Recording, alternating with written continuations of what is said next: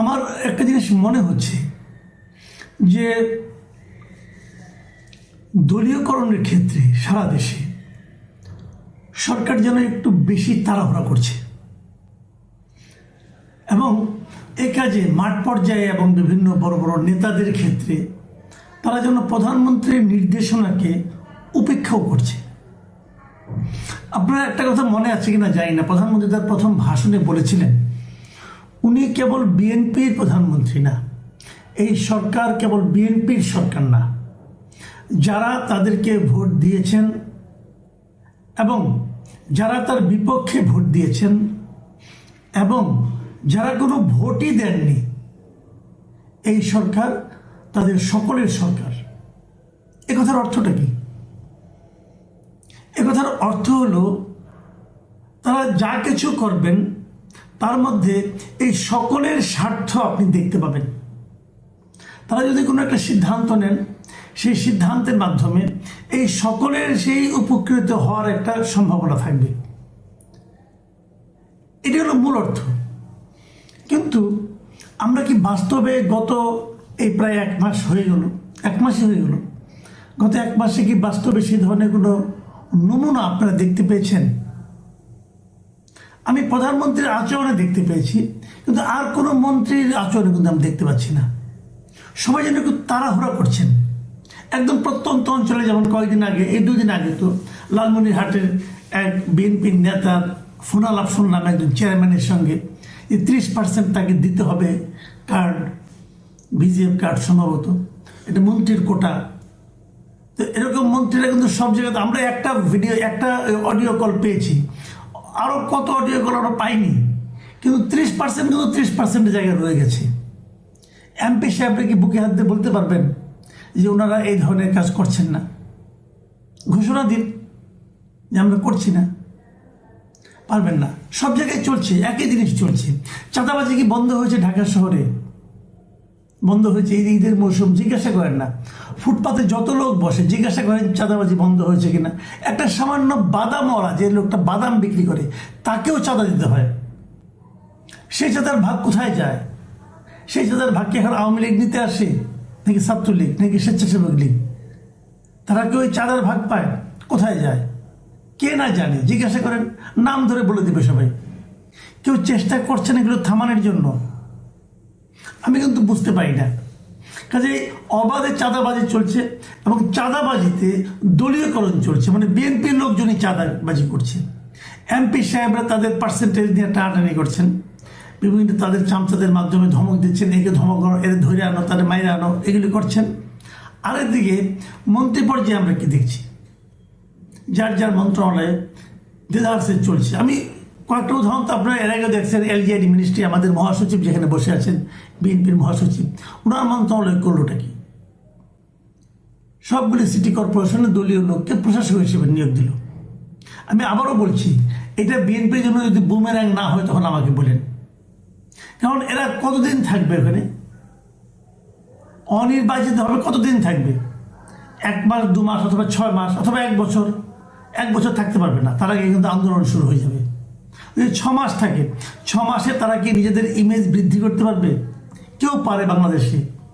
একদম শেষ করে দেওয়া, যেহেতু কোনো ফান্ড নাই, কোনো রকম নিয়ম নীতি ছিল না গত 1.5 বছরে। তার আগে তো আওয়ামী লীগ লুটপাট করেইছে। সেরকম একটা জায়গায় যে 6 মাসের জন্য মেয়র হয়ে অথবা প্রশাসক হয়ে আপনি কি করতে পারবেন? আপনি কি জনগণের প্রত্যাশা মেটাতে পারবেন? পারবেন না। মাঝখান থেকে কি হবে? যখন আপনি 6 মাস পরে নিজেই ক্যান্ডিডেট হবেন, তখন মানুষ বলবো, আচ্ছা আপনি তো এই আকাম কুকাম করছেন, অথবা এই প্রত্যাশা মেটাতে পারেন নাই, অতএব আপনাকে আমরা কেন ভোট দেব? এটা একদম বুমেরাং হয়ে যদি দেখা না দিয়েছে, তখন আমাকে বলেন। এই মূর্খতা, এই বোকামিটা, এই আত্মঘাতী সিদ্ধান্ত তারা কেন নিল আমি বুঝতে পারলাম না। তারপরেই দেখলাম 42টা জেলা পরিষদেও ওনারা নিজেদের মতো করে প্রশাসক নিয়োগ করলেন। এরা কারা? এরা ওখানকার বিএনপি নেতা, কেউ সাধারণ সম্পাদক, কেউ অমুক, কেউ তমুক জেলা কমিটির, কেউ ইলেকশনে ফেল করেছেন, ফেল করে এসে এখানে প্রশাসক হয়ে গেছেন। মানে লজ্জাও করেন এদেরকে। যে লোকটা ফেল করার পর প্রশাসক হয়, তার তো লজ্জা থাকা উচিত যে আমাকে তো জনগণ প্রত্যাখ্যান করেছে, আমি কেন এর চেয়ে বড় দায়িত্বে এখন যাচ্ছি? এরা ঢাকা উত্তরেও হয়েছে, কেন? এখন অনেক আগে শুনেছিলাম বিএনপি বলেছিল যে যারা মনোনয়ন পাবেন না তাদেরকেও নানাভাবে পুরস্কৃত করা হবে, এইটার পুরস্কৃত করার নিয়ম, এটা তো আমরা চাইনি। সবশেষ কি দেখলাম আমরা, যে আমাদের শিক্ষামন্ত্রী উনি 7টা বিশ্ববিদ্যালয়ের উপাচার্য নিয়োগ করে দিলেন তড়িঘড়ি করে, একদিনের মাথায় 7টা বিশ্ববিদ্যালয়ের উপাচার্য একদিনে পরিবর্তন হয়ে গেল। কেন হলো, কোন ক্রাইটেরিয়া হলো, এবং যাদেরকে নিয়োগ দেওয়া হলো বিশ্ববিদ্যালয়ের উপাচার্য হিসেবে এরা প্রত্যেকটা লোক মানে কঠিন বিএনপির রাজনীতির সঙ্গে জড়িত। তো তারা এখানে ভিসি হয়ে কি রাজনীতি করবে, শিক্ষামন্ত্রীকে তেল দিবে, নাকি তারা বিশ্ববিদ্যালয়ের প্রশাসনটাকে চালাবে, বিশ্ববিদ্যালয়ের একাডেমিক সিস্টেমটাকে করবে, আরো সচল করবে, কোনটা করবে? ঠিক একই জিনিস, যে জিনিস আওয়ামী লীগ আমলে দেখেছি সেই একই জিনিস বিএনপি আরো দ্রুত বেগে আরো তড়িৎ গতিতে করা শুরু করেছে। ভাই দুটা দিন অপেক্ষা করেন। বিশ্ববিদ্যালয় ঢাকা বিশ্ববিদ্যালয়ে উপাচার্য নিয়োগের একটা নিয়ম আছে, আপনারা সেই নিয়মটা ফলো করেন। পানা করে তড়িঘড়ি করে আপনাকে এখনই একদিনেই করে ফেলতে হবে একটা অর্ডার দিয়ে, কেন? এটা আমি মিলন ভাইকে বলবো, আপনি তো শিক্ষামন্ত্রী আগেও ছিলেন, আপনি একজন ছাত্র নেতাও ছিলেন, আমি আপনাকে পেয়েছি, আমি যখন স্টুডেন্ট ছিলাম তখন আপনি আমাদের নেতা ছিলেন। আমি আপনাকে স্বনির্বন্ধ অনুরোধ করি, আপনি বলেন, যদি আপনি যখন স্টুডেন্ট ছিলেন তখন যদি আপনি দেখতেন যে এভাবে এক ভিসি নিয়োগ করা হয়েছে, আপনি পছন্দ করতেন না? তো আপনি আন্দোলন করতেন তখন এর বিরুদ্ধে। তাহলে হলোটা কি?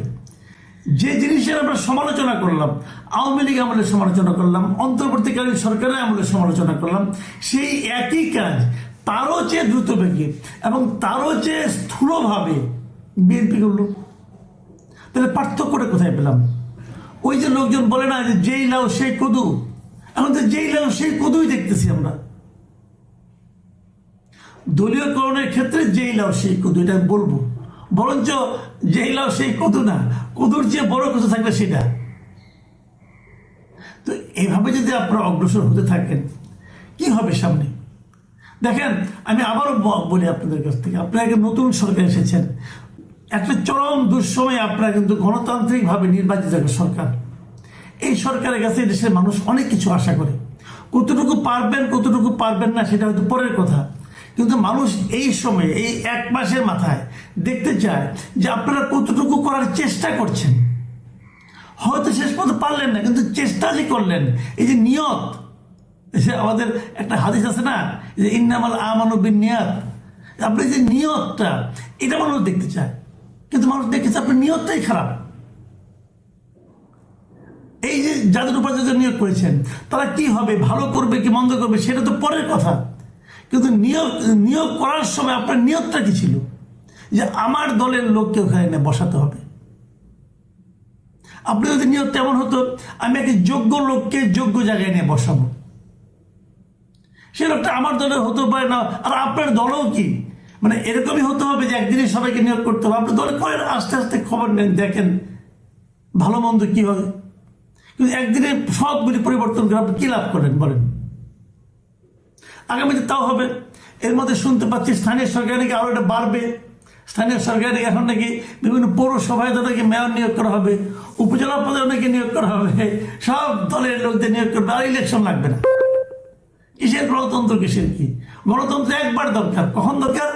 আমার নির্বাচনের সময় দরকার, আমার নির্বাচিত হওয়ার সময় দরকার গণতন্ত্র, আর গণতন্ত্র লাগবে না।